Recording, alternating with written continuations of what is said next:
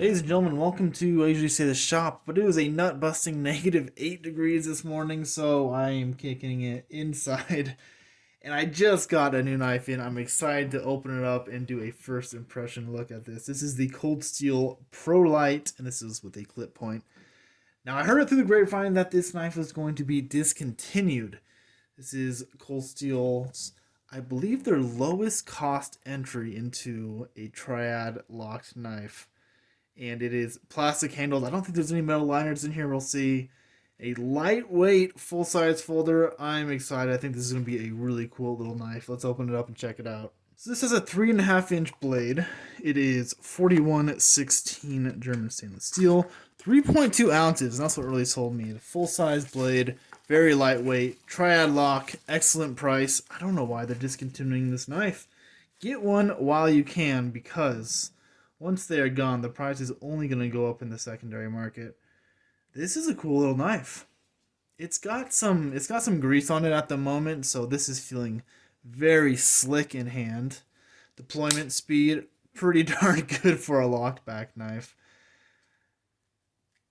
Cool, no hot spots. I do wish I had a little bit more aggressive jimping. You can see they ribbed for your pleasure, but man, it doesn't provide much traction.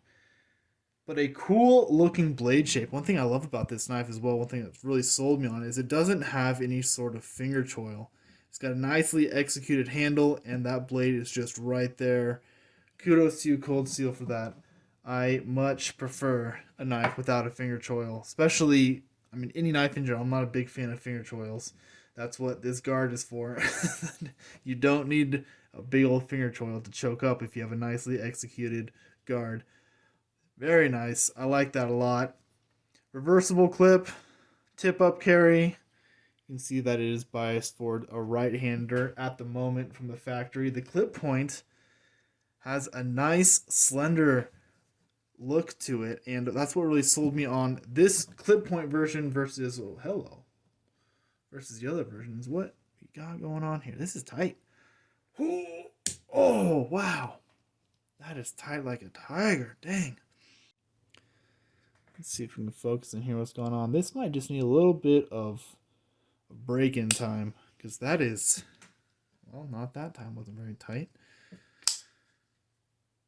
Yeah, it doesn't have a whole lot of pressure. The amount of spring pressure tension isn't too bad, but every once in a while it's getting like there's a burr on there and it's getting hung up on that. But hopefully that breaks in. I will do a more long-term in-depth review once I carry this for a bit.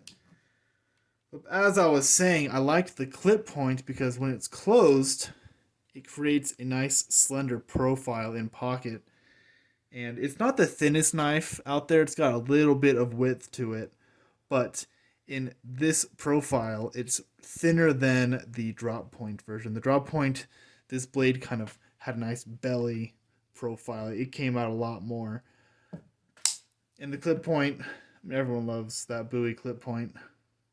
It still has a good amount of meat behind the tip here, but you can see, as I'm looking at it, it's actually biased. The grind there is biased towards the right. I don't know if you're picking that up. Centering is pretty good, but you can see now it's left. But the tip is ground to the left. How's the factory edge? It's good, sharp, all the way through. Oh, that tip isn't quite as sharp as the rest of the knife, but that is a shaving sharp edge, hollow ground, the saber grind.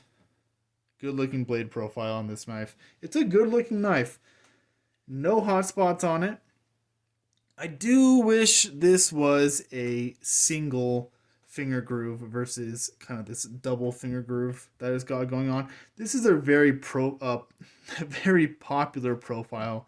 You see this in a lot of knives, and it's okay. I prefer, like I said, just my index finger versus having your index and your middle, but it's still a very workable, very comfortable grip. No hot spots.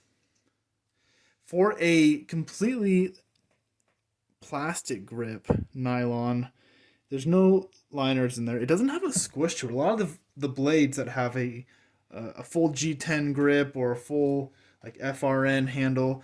Sometimes they've got a bit of squish to them, and this one's solid.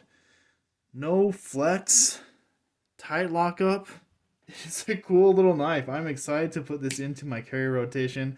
Hopefully this breaks in a little bit.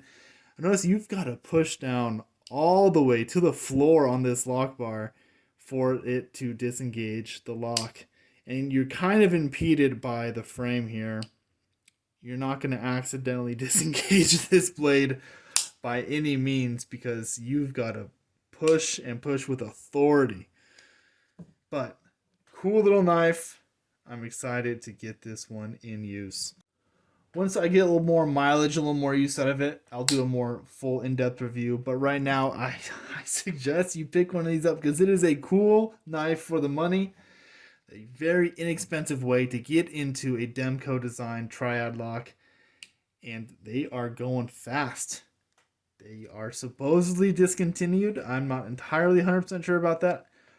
But there are not a lot around. So get them while you can.